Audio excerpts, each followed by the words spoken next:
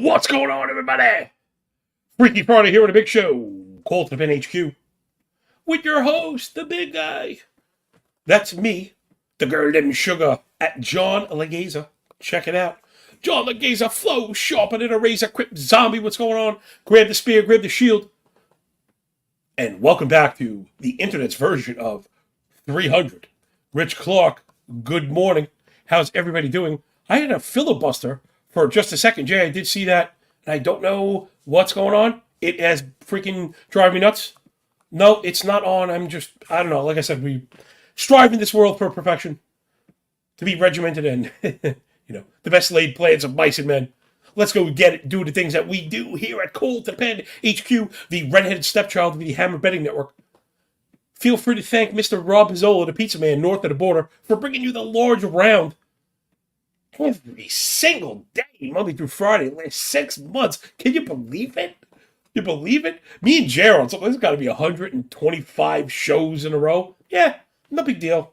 Not missing any days, whatever. Whatever. It's like, whatever. It's not just that big of a deal. You could, spin the Rolodex, pick any show that you like. Any single show you like, and I guarantee you we are flying out of the cannon. 115 off the crack of the bat when you roll with us. Nuance and context pouring out their nose. Right out your nose. All right, my goodness. I'm losing my mind. I am like Mr. OCD. It's part of what makes me so good at this, right? Moving mountains of data every single day. But when one little thing goes off, it does throw me off, right? I'm not a normal person, but I'm a person somewhat like regular people. And like other people, you got to be careful not to spiral, right? So that's a good lesson from me to you before we get started. How a younger me probably would have gotten completely disheveled and thrown off, and such is life.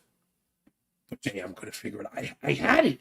Dude, I had it. I used different operations. Telling you, once I start mixing OBS into it, that's what it is. Changing programs, I'm telling you, man. People out there, especially when you're like me and you're not very smart, this stuff is harder than it looks to make it look pretty snazzy. Although I got to admit, I think we do a pretty good job, Jay. Hat tip to you for the banners and stuff, always looking super sharp. All right, let's get into the games. I brought the absolute smoke again. If you're looking for the more wider range, right, we did a series preview. Yesterday, again, there were no games today, but we're off tomorrow. So this will be perfect when to preview all the game ones. I think I got the probables. I really hope I did, because it did a lot of work to get there. Sounds like the pictures that we laid out yesterday. So, again, you can always jump back and do that. We did a more macro view of the offenses, the pitching staffs in general, bullpens in general, how we see the series kind of playing out, where they're very critical, right? Obviously, playoff games are critical from anyone, but where those kind of pivot points we're going to be, because, again, we have teams on the bye with rested pitchers, and then other teams that don't. So let's go into that. First up, it's the Texas Rangers sticking their thumb in my eye against the Rays. Plus 120 dog on the road against those black birds in orange vests down there in Baltimore. Minus 145 on the Orioles side. It's Dane Dunning on the bump for the Rangers. 26 games started so far this year. 12 quality starts. 6 money starts. And he actually had 10 strikeouts or more 3 different times. Quip Zombie, I appreciate you. We see you, my man. You're very much a part of this. Make no mistake. The quality of the listenership and the interaction is what makes this so damn good. Right. So I'm really, really, really proud, to be leading this motley crew of misfits. But again, I don't want to do this alone. You know, I don't want to start going back into the Blue Jay thing and beating them up. But Jay, sorry, man. But where this matters, when we do our analysis, again, looking for pivot points. Anybody that's like, oh, you know exactly what's going to happen, they're full of it. But with Jose Berrios, we mentioned why the money starts are so important. He has a bunch of them. That's 7 innings minimum, 2 earned run maximum. Those determinative starts, it means when he's sharp, it's razor sharp. Nothing wrong with that, Again, full, year stats give you everything in the middle. We're not there. We're in the most kind of minute micro perspective right now. So Dunning actually a little bit better in that respect than I thought. 6 money starts out of 26, not bad. Also the 10 strikeouts 3 times. But a little bit of a split here. First 120 innings pitched, 3.21 ERA, 115 whip, sub 1, homer 9. Last 9 games started down the stretch. The reason those things matter, and it's not to cherry pick the stats, it's because we do see pitchers run out of gas. This is hard. Especially they're all, for playoffs teams that were playing to the very end, like the Rangers, those were the highest leverage innings imaginable all the way down the stretch. They needed every single bit from him every single time, every 5 days. Not something a guy like Dane Dunning is used to. Last 9 games started 4.85 ERA with a 1.5 whip and 1.5 home runs per 9. That home run rate doubled. Again, we're going to focus on home runs. Why? Because they matter more than they should. Just like pressing the like button. Do that. Please, pretty please, with sugar on top. Here I am, a grown man begging for cartoon fingers. But such is, life in the big city. That stuff matters more than it should. BGC, what's going on? Again, one of the, most important, consistent threads in our tapestry here. BGC, thank you so much for jumping aboard, being part of this thing that we've built, this thing of ours. We're looking at Dane Dunning, how he's fallen off in the second half. Then there's also a bit of a lefty-righty split here. Right, really tough on righties, 644 OPS, 282 WOBA on the season. Lefties batting 270. Double-digit walk rate, nearly 800 OPS, pretty large disparity. It's a sinker, slider, cutter, and change from Dunning. Those all have a minimum 400 X slug. So he's getting hit pretty hard. Again, that's the way I like to look at individual pitches in terms of usage, X slug, and whiff rate. To make it simple, a triple slash. How often is it thrown? How hard does it get hit? And how often does it induce whiffs? Martin Rumble, what's going on? Enjoying the sharp angles of postseason. We are enjoying you jumping along with us so early in the morning. There must be something a little off kilter with every single one of you. And that's why you're one of us. One of us. Grab the spear, grab the shield. We give to the books nothing and take from them everything. Yeah, baby. You're hanging with J&J. Doing the thing we do. Come on, man. Where's any... I've been wondering, this is the most fun show. This is the most analytical show. This is the most, statistical show. Can we really be all of it all at once? Jesus, Christmas. The one-man band. I'm getting better as I go, man. So, think about, usage, contact quality, whiff rate. Really good way to think about pitches, individual pitches. So, all of those pitches getting hit pretty hard with a maximum 25% whiff, not really his thing, except for the slider, 34. So, that's kind of the pitch he's going to rely on. A lot of it's going to come down to the off-speed stuff. He's got that arm side change. He likes to throw to lefties. But it's been responsible for 4 home runs. Really, really tough. He faced Baltimore once this year. I have that in my notes. It was a relief outing for, near-perfect innings. I don't know how much we want to react to that, but it's on the ledger. Baltimore offense, Gunnar Henderson. The only hitter on the Orioles with a better than 800 OPS versus righties in the second half. That's at 9-11. Gunnar Henderson was awesome. I think he's going to win the Rookie of the Year. But keep an eye on that split. Baltimore, as good as the offense has been, it's been pretty heavily lopsided towards lefty. Let's get back to Gunnar really quick. In that span, 59 hard hit, 14 barrel, 386 expected WOBA, and 12 shamalama ding-dongs. I think we might have to bring up the Gunnar prop. Then also, while you're getting those up, we want to look at Adley Rushman also. When you shrink it down to the last 100 plate appearance against righties, he turned it on at the end of the season. 81 contact, double-digit barrel, a 392 expected WOBA. So those are going to be the sticks that are going to have to do with Brian David. What's going on? What's up, fam? What's up? How you doing? All right, so I think we want to get a piece of that, Shay. Even if we dial them down, we're going with like the $2 thing here or whatever. Let's take the even money on Gunnar. Is that Adley? I think. Stop. That was Adley at 130. Gunnar could he be even better, right? All right, they're both similar. You know what we should do, Jay? Let's take an even amount and hit them both. Again, Dunning is that type of pitcher. We're not in love with the Texas bullpen. And again, if we get one of the two, the venture on the Orioles is profitable. Let's move it on up. It's Kyle Horst Bradish going out there for the Blackbirds in orange vest. My man's been split proof. What I mean, check this is really intense. He's been really good. A 287 max WOBA allowed versus lefties, righties, home and away, right? Split proof. 315 being average, sub 300 being excellent, sub 290 off the charts. Bradish has been really very consistent. 30 games started, 18 quality starts, only 4 money though, not great. Right, so it's more of a 6-inning guy than a 7-inning guy. 8 strikeouts, 7 times, 10 strikeouts, only once. Big reason for the change in trajectory, pitch mix change coming at you. Last year was 44% on the four-seamer, 30 on the slider. This year, a little flip-flop. What do you got? 31 slider, 22 fastball. So he cut that down with good reason. Fastball, 22 use, 570 X-slug, only 15 whiff rate. That's his worst pitch. Good idea to throw it less. You still want to throw it. You want to use the fastball to change eye levels and play with speeds. But 18 inches of vertical ride, run left and right, ride, nothing that matters, movement. With only 3 inches of run, not a great combination. The off-speed stuff is money. Slider, 31 use, 368 X-slug, and a 36 whiff rate. I mean, that is off the charts, right? Keeping the contact quality down and inducing whiffs. And then the curveball, 17 use, so that's more of a secondary/tertiary pitch. 268 expected slug and a 36% whiff rate. He went up against Texas once this year, went 6 1/3, gave up none, 4 Ks and a walk. You got to like Bradish today. But the Texas offense, man, really, really good. Top 5 against righties in every time frame that you got. You know, in the first half, in the second half, and last 30, 14, year to date, the whole shebang. Excuse me. Plus 960 OPS. From the entire front of the lineup, Adolis Garcia, Marcus Semien, Corey Seager, and then Evan Carter has been excellent. 960 OPS is excellent. So, man, what do you got? You know, you got like a playoff showdown. It's going to be really tough. I tend to give the upper hand. Again, I don't want to step on this rake again, and hopefully it's not happening again. What I mean is, I'm a pitching guy. This year has been predicated on offense, in particular, more certain types of offense.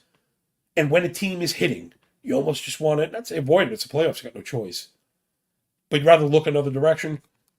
That's been the thing that's gotten us in trouble. Again, fading Texas with the Rays pitching, that did not work out. This one of the Baltimore offense, I mean, how much do you want to buy the splits? I tend to think it's a very good team in general. Baltimore, you know, on the season, 750 OPS, better than average contact rates. Down the stretch, though, it's hard to deny. Too many ground balls, not enough pulled balls, not enough barrels, and not good against righties. So as much as I like Bradish, I got to pump the brakes on this one. We took the minus 110 on the series, and I liked it. That kind of just gives me the comfort that I'm liking. You know, not having to pay any juice, and if we lose this one, finding ourselves behind the 8 ball. I still like Baltimore because I believe that the upper hand in the bullpen, something we covered again in detail yesterday. I'm not going to do too much on bullpens. You get that yesterday. That show was on the shorter side too. But Baltimore, just objectively better than Texas. Texas looked good so far in the playoffs. But again, come on, we can't rely on an inning or two. Chapman, we know, could be good, but when he loses the plate, it's gone. I'm like tilting, leaning on the Orioles, but again, not enough.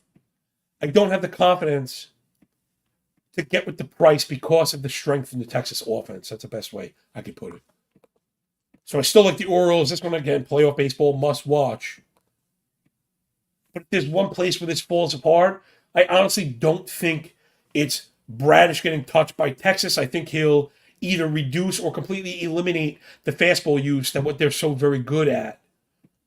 And I could just see Dunning trying to pitch to contact and getting in trouble against the Orioles. So I like Baltimore, but not enough to pay the price.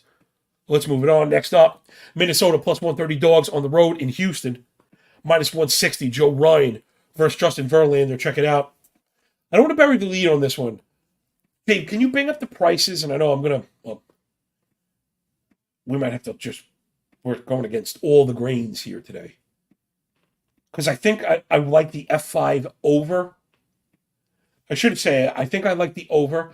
Generally, we would go to the final. But in this case, the bullpens are really strong, and I think I'd want the F5. See, this is what I'm talking about. Whenever you kind of get a lean, Jay, clear your throat, get ready to do your ad thing, homie. Because this is really it right here. And Jay would probably agree. I don't think we've seen this kind of disparity on a single game where there are literally 3.5s, there are literal 4s, and 4.5s. Granted, pricing is different, but they're not always available.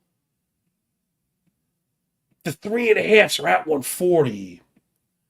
But given that's a winning run, I think I'm going to go there rather than play for the push in the fourth run. This is the playoffs.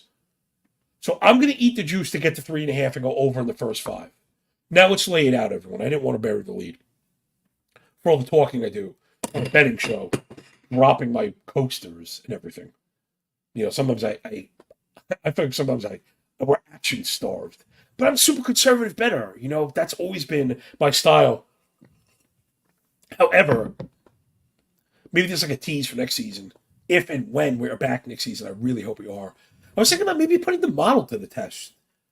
Jay, like incorporating it with the show more, maybe playing every game, right? Putting, if you put $1 down every game, you're still within $15 or less per day, even with some juice, you're under 20, which is, pretty reasonable if you're betting that robust of a ticket. Again, I don't.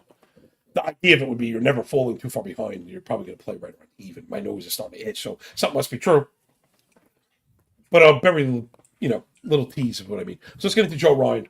Restart, back on track. Get out the microscope. Joe Ryan, really hard to deny.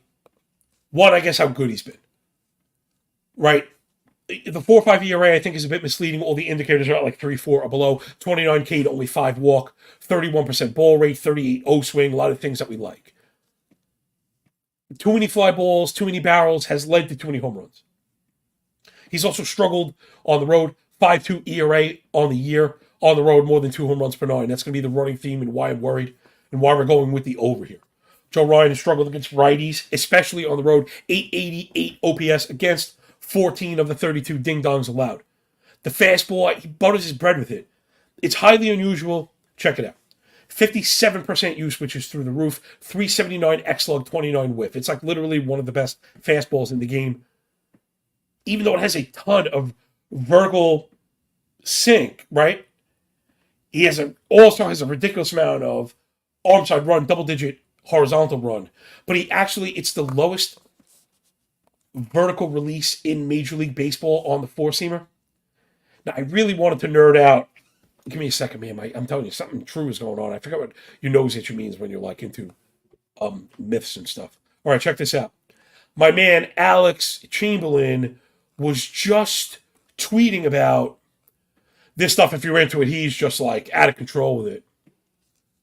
So, Joe Ryan, lowest vertical release point. Why does that matter? Again, the nuance and the context you get only when you hang with us, because I'm also a fantasy nerd. Low release points. This is per Alex Chamberlain of Fangraphs. I'm not smart enough for this. Low release points. Cultivate flat vertical approach angles, attack angles, without the requisite carry velo of high release points, which, regarding development and design, seems like lower hanging fruit than improving velo, augmenting your spin access, trying grips, etc. It makes sense we see a proliferation of lower arm slots.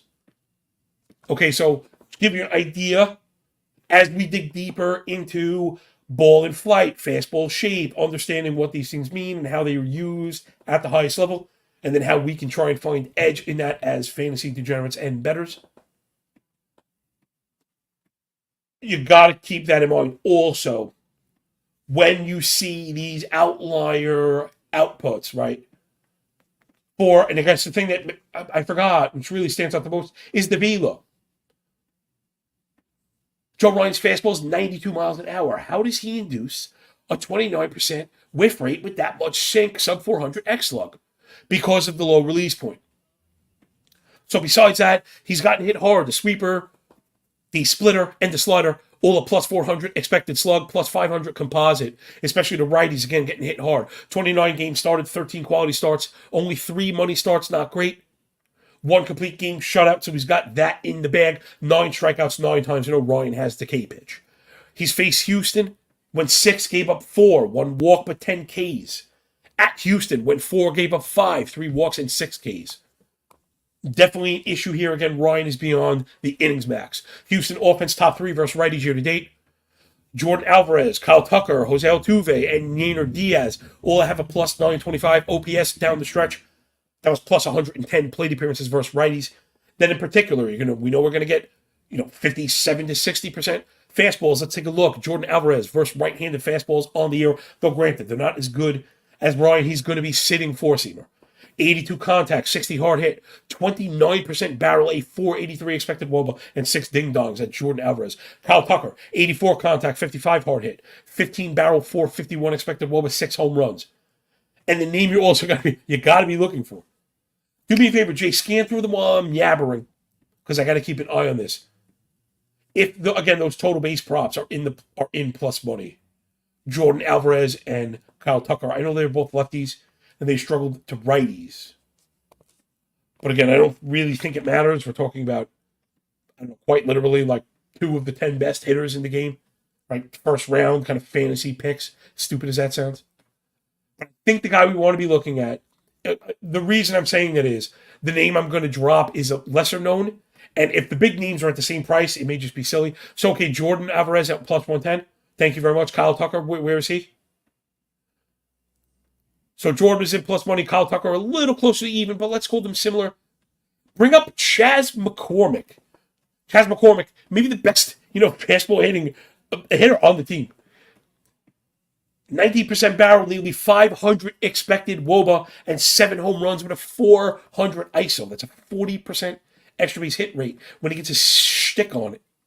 Yeah, this is the one we want. Let's do that one, Jake. Let's go for that one. He's got the deep odds plus 1.5, over 1.5 total bases, plus 160 is what I mean to say. I want to bring up the Houston lineup. I'm curious where he's been hitting. Though we know teams screw around in the playoffs are going to maximize it. All right, like 6th and 7th. I wanted to make sure it wasn't 9th and that I didn't do that. But no, 6th or 7th, we're all about it. We're going to imply some runs. So let's go Chas McCormick and the over on this one. Justin Verlander, split proof again, 306 max wOBA, lefty, righty, home, away. He's been very good. 14 quality starts, 27 times out. 7 money starts, 9 strikeouts, only once. He has not faced Minnesota this year. The fastball at 94 miles an hour, 50% use, 460 X-slug, 18% whiff rate. Really not great across the board. 12 inches horizontal movement, which is very good, combined with 8 horizontal, also really nice. Though it's given up 11 home runs, 31 extra base hits. When he misses, right, he's very good with the control. We're using it up in the zone. When he misses low, and it gets hammered. The off-speed stuff for the old man is still legit, nothing short of elite. Slider and curve, max 321 X-slug, minimum 25 whiff. Sorry about that. The fastball mirroring the curve, that's why he's so effective. Using that deceptive spin, right, that observed spin rate, and then changing eye levels. He's very good with the high-low combination. But the big shaking butt, and the thing we got to look for, and what I've been trying to get behind and circle now, is the offense. Teams that are hitting Minnesota offense second in WRC plus versus righties year to date. They are fastball destroyers. And it's like the back of the lineup. Again, something else that we're always looking at the top, but in the playoffs, it's the playoff hero. A lot of times he's not the guy at the top. Check this out, though. Royce Lewis is like looking like a superstar. Check out this combination. This is versus righties year to date, right? Against fastballs. Royce Lewis, Edouard Julien, I want to make sure I got that right.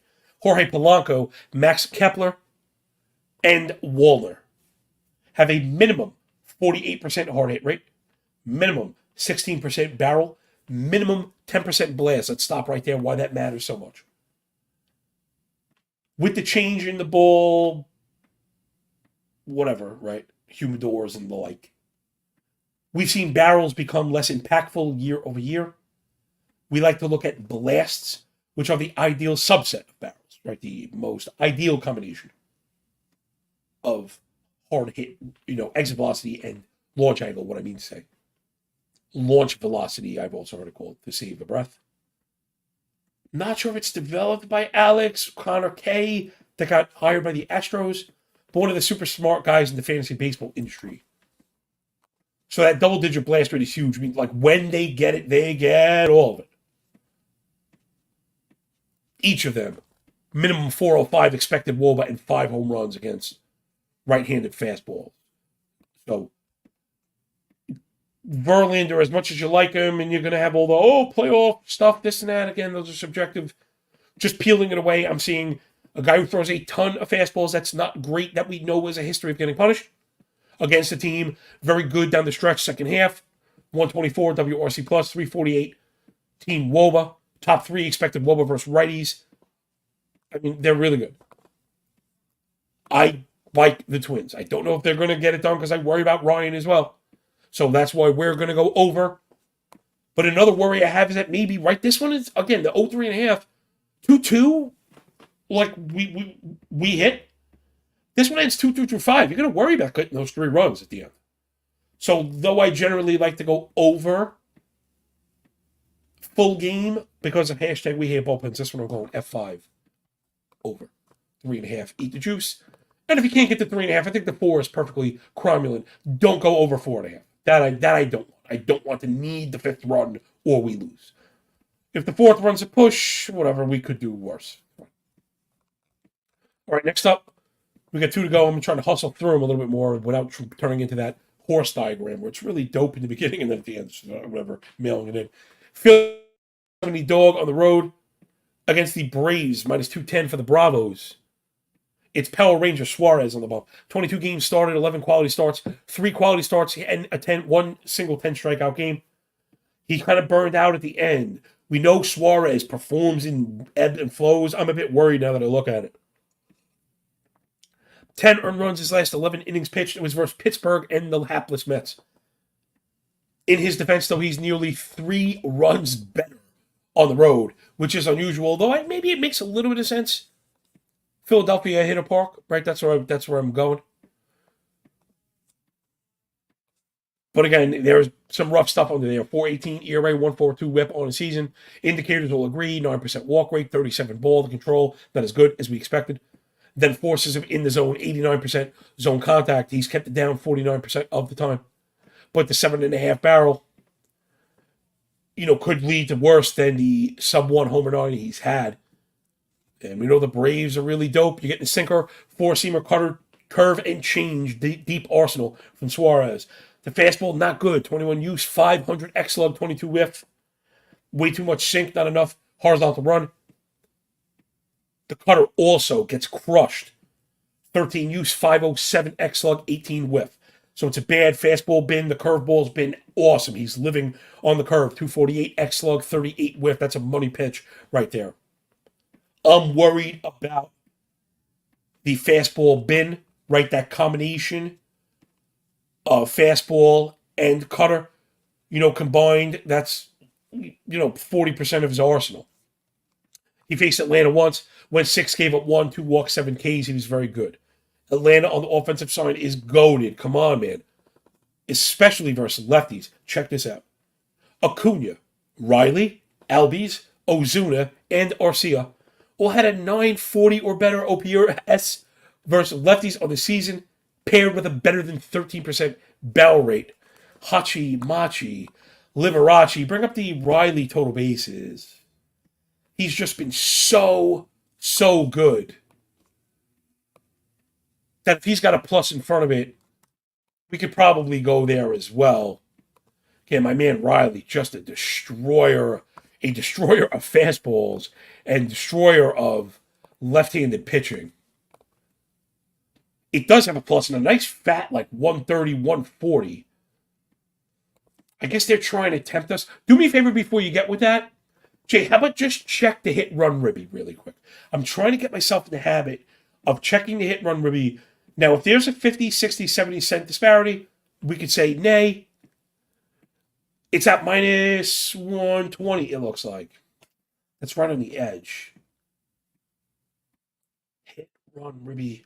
Now, I think you got to take the plus odds on the total bases. I think the difference is too great. Again, I got some Riley stuff. I mean, he's just been he's unconscious against lefties. The DFS crowd kind of knows that. His last 66 plate appearances was his second half versus lefties. 321 batting average, 571 slug, 250 ISO. Also, probably could look at, you know what, we've been doing pairs. Let's do with a pair. I think I feel better about that.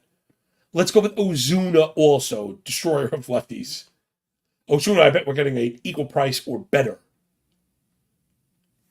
He's been phenomenal as well. 709 slug versus lefties, 418 ISO in the second half. They both have 6 homers. So let's go that route. We attacking with the total base kind of splits. I like that one. I'm all about it. Jay, I was supposed to hand it off to you. Let's do it right now. If you haven't noticed, we're using betstamp.app/call to the pen. Jay, tell them all about it. Yeah, for sure, John. If you're looking to improve as a sports bettor, we find the easiest way to do so is to have multiple sports books and always get the best odds.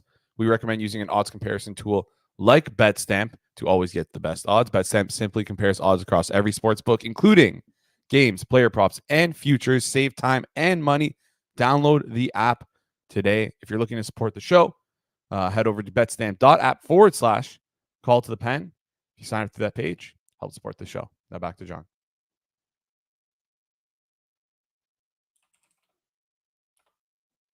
Thank you, everybody, for jumping along with us here in the month of October, in football season. Amazing that we're able to still get together a, 3 digits worth of crazy people. So we really do appreciate your rate, review, and subscribe. I know what that chat says. Live TV's funny, man. You just got to power through, brother. That's what this is all about. Jay and I are always nervous that, if we screw up because we're new, relatively. And I'm always thinking, man, it's all about being genuine, right? The same way I take my losses as far as betting and understanding and, just everything. Goes for everything. Work. Process, methodology should always be conducting self-audits, let's say, without being too strict on yourself. When I was a younger man, I used to really beat myself up, and I was like that Paul O'Neill, kick the water cooler kind of guy, thinking that was, an expression, like a positive expression. You realize it's not. Yes, it shows you care enough to freak out, but it also shows, right, we talk about the valve, your pressure valve is not being properly maintained and causes explosions. So, a little life lesson for you there. All right, let's do the last game and then get out of here. It's the Snakes with shapes on their back. The Diamondbacks plus 160 dogs on the road in Hollywood. Always up to no good against the Trolley Dodgers, minus 200. Merrill Kelly v. Clayton Kershaw, the old man. Kelly's been tough on lefties and righties, but really had some struggles on the road. That is not going to help him today. I mean, I don't mean to sound sour because I picked against Arizona and they won. But a lot of times I want the better teams to win that first round so we get the good matchups later on. Merrill Kelly, 183 batting average allowed at home, 575 OPS. On the road, 261, 767 respective. Home run rate nearly doubled, home and away.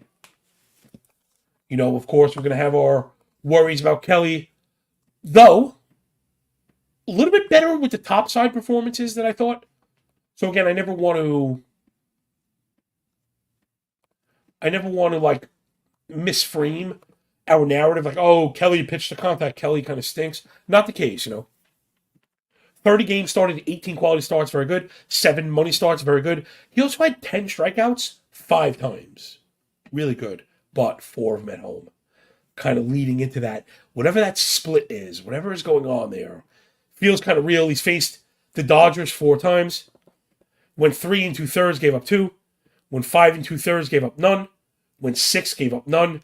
Then went 5, gave up 7. And that's what we're worried about. The fastball and the sinker, I'm worried about the fastball bin again. You put them together, it's a 42 use, 430 X slug, only 22 whiff. So not great. He's going to have to get by on them somehow. Better be accurate. Better have control going, because if not, Dodgers, top 2 offense against righties on the season, second half, however you want to split it. It's Freeman and Betts carrying the load. Jay, let's stick with the total base stuff. Though, but now I have a feeling Freeman and Betts might have a negative in front of them. But those are the guys that we want for sure. If not, maybe we can parlay hit props. Although if they're 1.5, I don't want it. So, again, I know, bet stand bunches, we love it. It doesn't speak for entire book sometimes where you could maybe extend that menu just a touch. So, Jay, if you bring those up, if they have a plus, we want them. If they don't have a plus, I don't know. You see where I'm going? I want to pair them, but I never want to pair 2 1.5 total bases. I don't do that. So Freeman and Betts versus righty second half. I mean, it's ridiculous. They both have a double-digit barrel rate.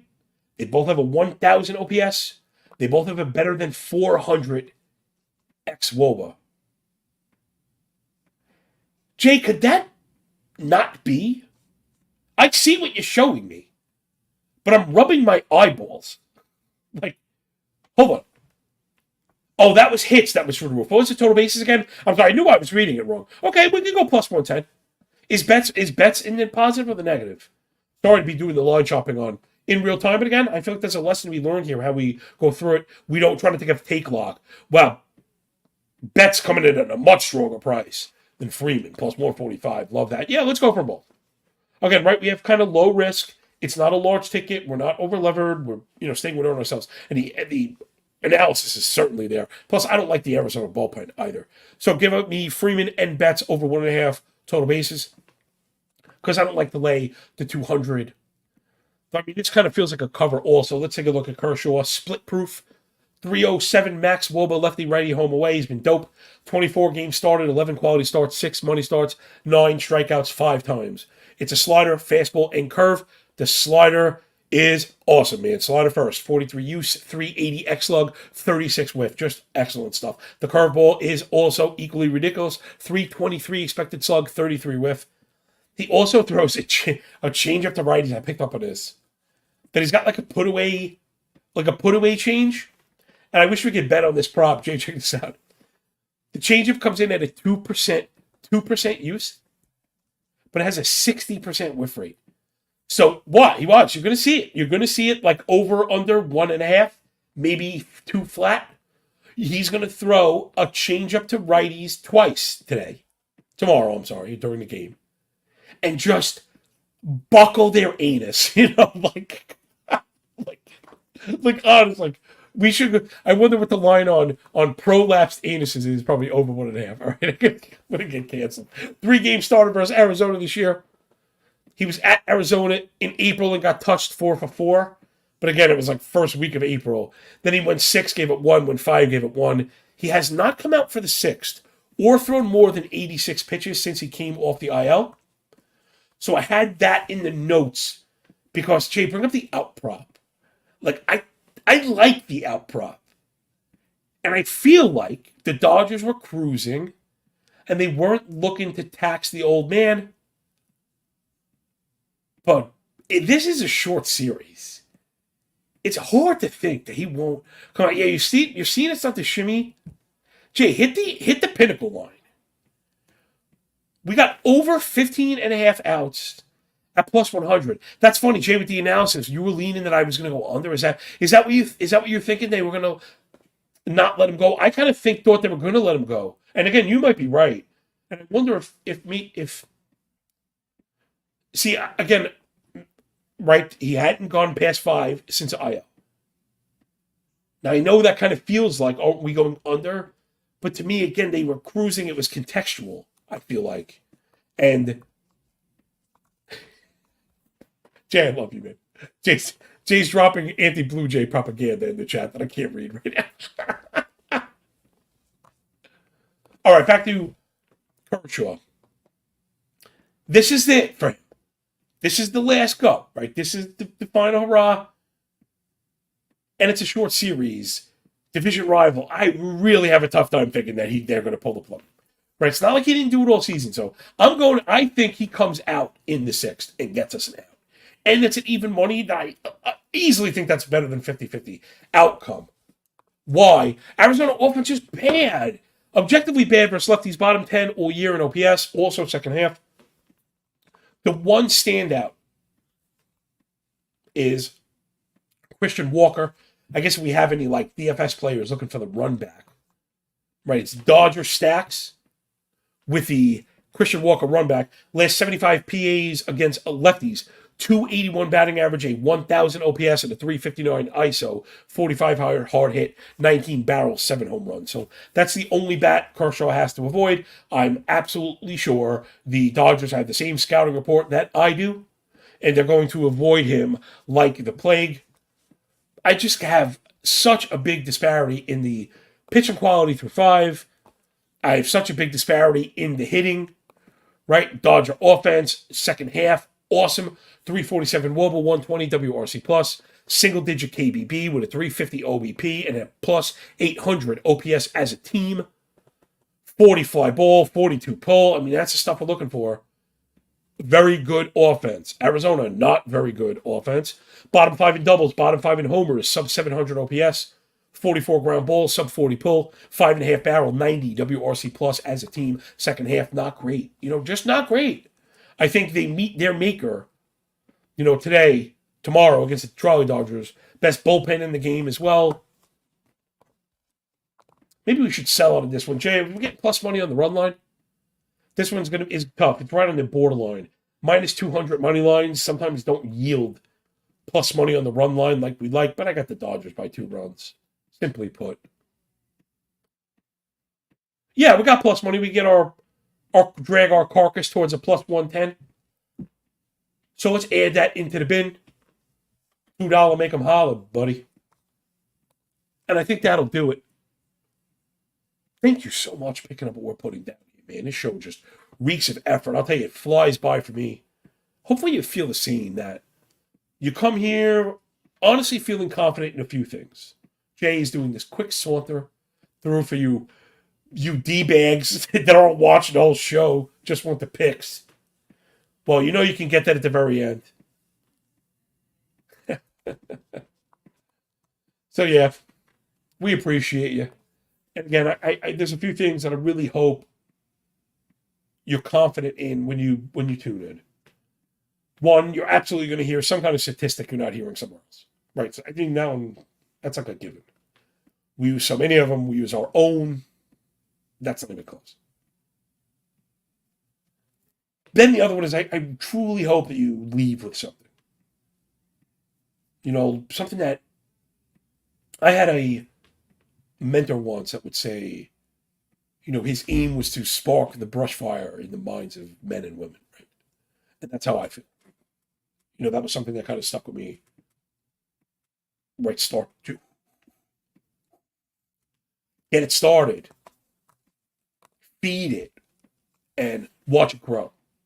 So hopefully we've left you something that you could use going forward, right? We talk about premiums, paying premiums, avoiding premiums, risk management, positive ventures, daily allotted risk,